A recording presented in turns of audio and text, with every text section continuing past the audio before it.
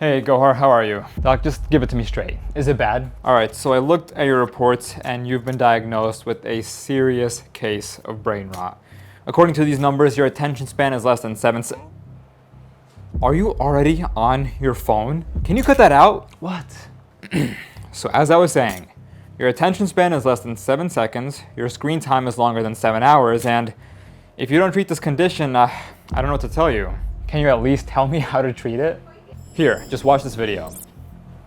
If you or a loved one has been diagnosed with brain rot, this video is for you. Brain rot is a chronic condition that affects millions of students worldwide. Symptoms include having the attention span of a goldfish, constantly checking your phone for new notifications, filling every idle moment in your life with short-form content, and the worst symptom of them all, not being able to focus without Subway Surfers playing on the side. Can I please have my phone back? No, keep listening. Fortunately, I've helped thousands of students overcome this condition, but I need you to follow my advice carefully and watch this video until the end. Here's the harsh truth about brain rot. Once you start, it's very hard to stop. Social media isn't designed to give you content that's good for you. It's designed to give you content it knows you're going to watch, whether it's going to enhance your life in some way or detract from it. Most students trap themselves in what I call a brain rot cycle. They'll engage with a few brain rot videos on the timeline, triggering the algorithm to believe, hey, this student likes brain rot. So what does the algorithm do? It serves the student even more brain rot, and it becomes this never-ending cycle. That's why the first thing you need to do to treat your brain rot is something called an algorithm detox. You need to train the algorithm to give you rich and fulfilling content, what I like to call brain nourishment. The next time you see a cheap piece of content on the timeline, I need you to hold down and press not interested. You can also try to scroll by as fast as possible, just so the algorithm doesn't get the wrong idea. But an algorithm detox isn't just about getting the algorithm to show you less bad content.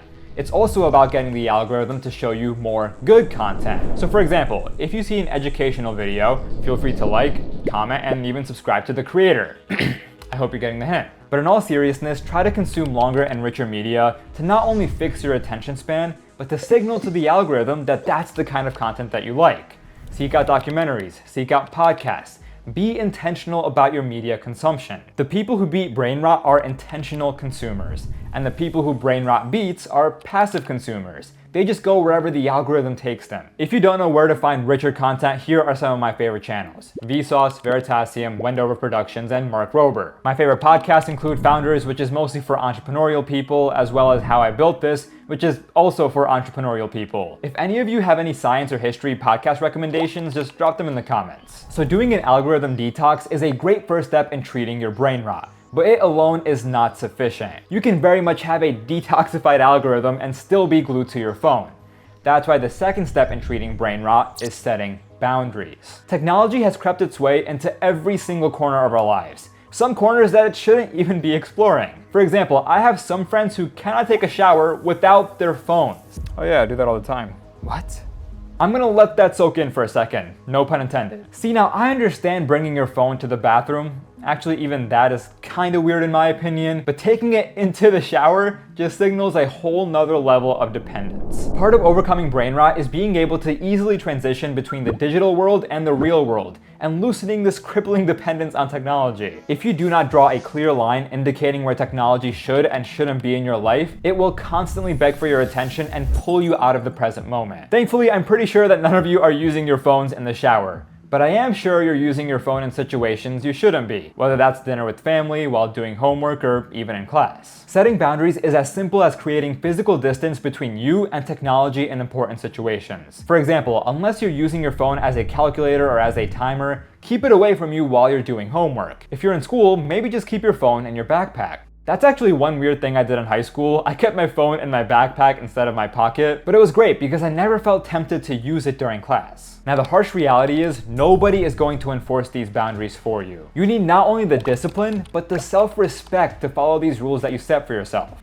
I have a question for you. If your teacher tells you to do a homework assignment, even if you really don't want to, you're still gonna do it, right? If your coach tells you to run a mile in the blistering heat, even if you're exhausted, you're still gonna do it, right? And if your parents tell you to throw out the garbage, even if it's pouring outside, you're still gonna gladly do it, right? Well, maybe not gladly, but you're still going to do it. So when you tell yourself that you're gonna put your phone away and focus, Why don't you listen to yourself? You need to hold yourself in as high regard as you do these other people in your life. Your ability to make a promise to yourself and keep that promise will not only help you overcome brain rot, but also succeed in every single area of your life.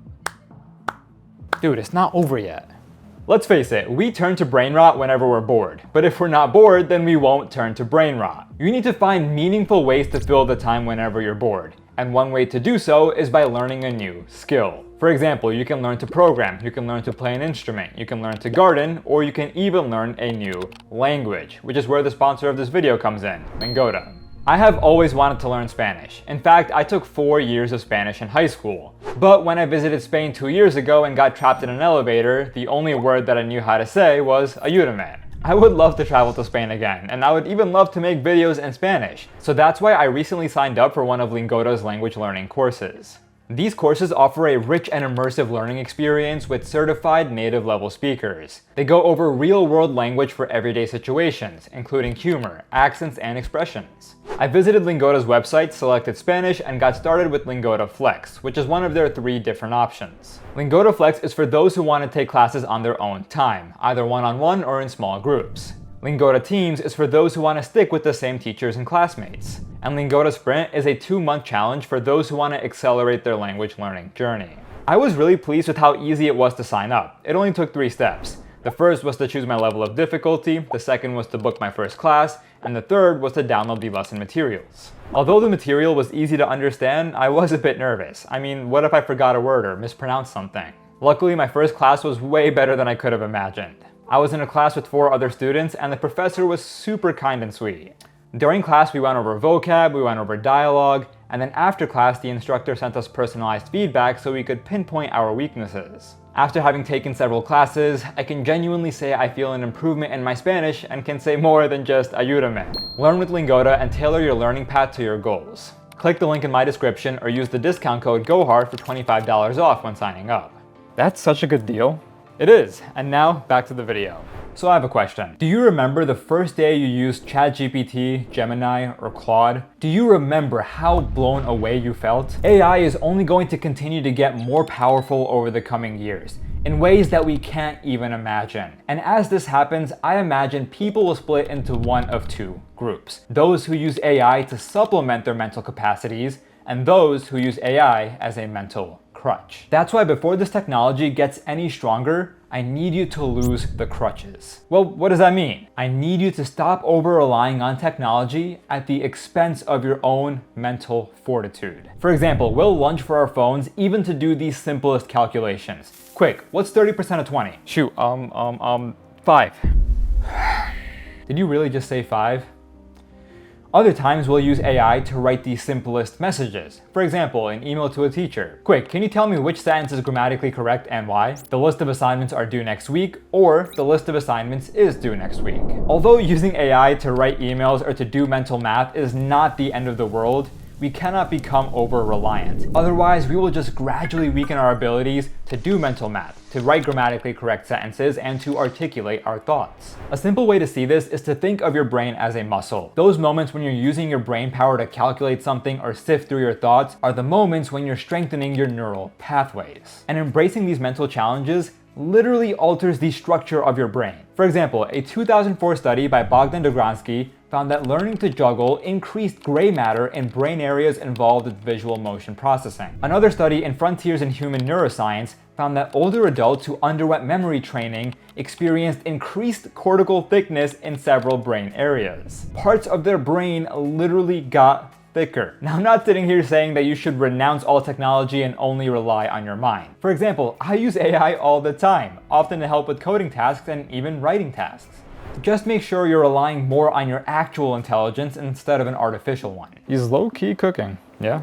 First off, if you have made it to this point of the video, congratulations. It seems like you are already following the first tip. Now, I have an observation, and you can tell me if you think I'm right or wrong. But I believe that today's younger generation sucks at dealing with idleness. And look, I've been guilty of this myself, but hear me out. If we have 2 free minutes in between classes, we'll go on our phones. If we have 2 free minutes before a meeting, we'll go on our phones. And if we have a minute in between sets at the gym, we'll go on our phones. We have become hardwired to pull out our phones to fill up every idle moment of our existence. And often we're pulling our phone out for no other reason than to fill that moment. It's not like we're pulling it out to respond to important texts or emails. It's usually just to scroll through social media and get that instant dopamine hit. If you are serious about curing your brain rot, I need you to embrace idleness. Whenever you have a free moment, take a deep breath, stretch, drink some water, observe the environment around you. Try to be present in the moment. I'm sure we're all extremely busy people, running from one class to another, from one meeting to another. These idle moments are a gift, and they're few and far between. Instead of filling them with meaningless stimulation, just try to cherish the moment. If you don't take time to embrace the idle moments, to just sit back and be present in the world around you, life is gonna go by like this. And I'm not saying this to scare you. You're young and have so much more life to live. I just want to tell you now while you're still young so you can fully experience and feel where life takes you over the coming years and decades. Dang. Wow. Bro's got me thinking too now. So throughout this video, I've been repeating one idea over and over. Use your phone less, use your phone less, use your phone less. And at this point, you might believe that brain rot is the result of using your phone too much. Now yes, while that is a cause, it's not the only cause. Brain rot is also the result of how you treat your body as a whole. That's why in order to cure it, you need to monitor the system. Let's start off with the most important part of that system, your diet. You know how sugar makes your teeth rot? Well, it also makes your brain rot, in a way. A 2022 study in neurology found that those who ate the most junk food had a 28% faster rate of global cognitive decline and a 25% faster rate of executive function decline compared to those who ate the least amount of junk food. To improve your brain health, consume food that's rich in omega-3 fatty acids, antioxidants, and vitamins, particularly B vitamins. Now this doesn't mean that eating fish and blueberries is gonna turn you into Einstein, but numerous studies show that antioxidants and omega-3 fatty acids can help slow the rate of cognitive decline in older adults. Now another important part of the system is physical exercise. Regular physical exercise has been shown to increase the size of the hippocampus, the part of the brain involved in verbal memory and learning. A study published in the Journal of Alzheimer's Disease found that older adults who engaged in regular aerobic exercise had not only larger brain volumes, but better cognitive function compared to their sedentary peers. The key here is to fight brain rot with a holistic approach. It's not just about using your phone less. It's about nourishing your brain, exercising your brain, and taking care of your body. It's not gonna be easy and it's not gonna be fast. But I trust that all of you have the discipline to follow the advice in the video and overcome your brain rot once and for all. You got that? You know what to do now? Yeah, I think I'm gonna join Gohar's Discord and newsletter for more help. Oh, and be sure to subscribe to Gohar for more tips.